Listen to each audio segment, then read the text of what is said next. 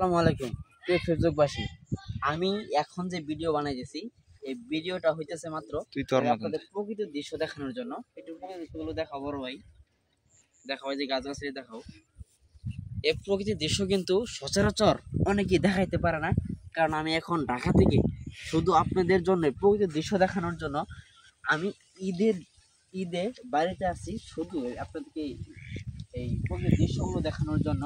আর এই যে এটা কিন্তু ধান ক্ষেত, এই ক্ষেত এখন ধান আসে নাই। আর এই যে এই দেখেন, এই যে একটু বসায় দেখা, একটু জুম করা লাগলে একটু জুম করে দেখা হয়। দেখো ধান আমাদের এলাকায় কিন্তু এই যে মাত্র ওই ধানগুলো আসতেছে, দেখছেন কত সুন্দর। ও ওই এই দেখেন, এই যে এই পাশে আর ওই দেখেন কত ছোট ছোট ধান, মাত্র ধানের থোর বের হইতেছে। যখন এই যে ধানের থোরগুলো সবগুলো বের হয়ে যাবে, যখন সোনালি কালার হয়ে যাবে ধানগুলো, পুরো দেশটা থাকবে পুরো এরকম। আপনি দেখতে পাচ্ছেন সবুজ, একটু দেখাও। এই যে এরকম সবাই এখন দেখতে পাচ্ছেন সবুজ। যখন ধানের থোর বের হয়ে যাবে সোনালি কালার হয়ে যাবে, যখন পাকা পাকা ভাব ধরবে তখন ধান হয়ে যাবে সোনালি কালার। সোনালি দেশ আমাদের বাংলাদেশ। আমাদের শেরপুর কিসের বিখ্যাত আপনি জানেন? তুলসীমালার সুগন্ধে আমাদের শেরপুর তুলসীমালা ধান, ওই যে তুলসীমালা ধানের একবার সুগন্ধি শেরপুর। দেখেন এই আমাদের ওই সাইডে আবার আমাদের পুকুর আবার শেরপুরের বাসায় ডিগি দেখতে পার। এই যে একটু পরে দেখতে পারবেন। আমার শেরপুরের বাসার কথা কইতেছি, আমরা হুন্দা শুনি তো, এটা না হলাতে কিছু না। এই যে মনে করেন যে অনেকে বলে কি এই যে পুকুর, আর আমরা আঞ্চলিক ভাষায় কই ডিগি না পুকুরটা। এই যে এটা ডিগি, আর ওই পাশে ডিগি আছে, ওটা দূর না যায় জন্য যাই। ডিগি আছে আঙ্গর, এই যে আঙ্গর নারিকেল গাছ আছে, অনেক কিছু আছে। এই যে মেঠু পথ, এটা দেখা যায়, এটা কিন্তু আমাদের বাড়ি, গ্রামের বাড়ি।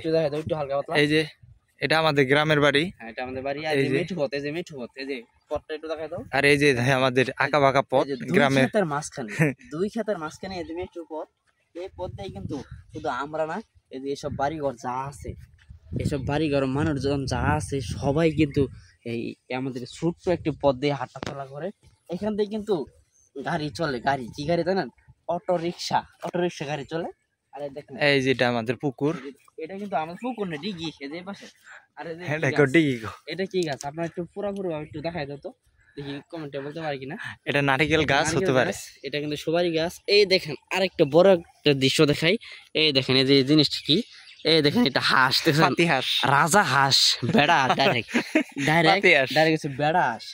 এই বেড়া হাঁস যদি না থাকে আঙ্গরে শেরপুর জেলার মধ্যে মনে করেন যে কোন হাঁস কিন্তু ডিম দিত না। আঙ্গরে একটা হাঁসের কারণে কিন্তু এই নালিতাবাড়ি থানার ভিতরে যেই কতগুলো হাঁস আছে সব হাঁসি কিন্তু আঙ্গরে বেড়া আসে পাল্টাছে।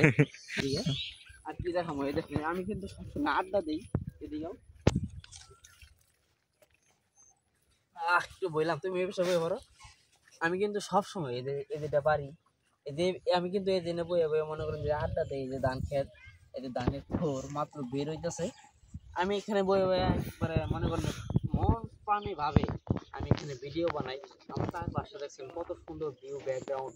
এরকম ব্যাকগ্রাউন্ড নিয়ে যদি আমি ভিডিও বানাই আমার ভিডিও কিন্তু ফরে হতে চলে।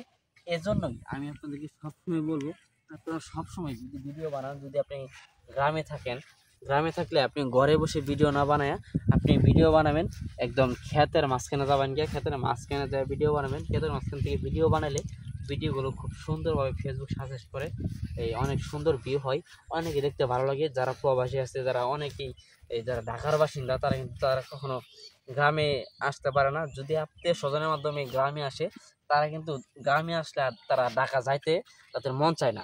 ঠিক আছে, আজকে এই পর্যন্তই। সবাই ভালো থাকবেন, সুস্থ থাকবেন।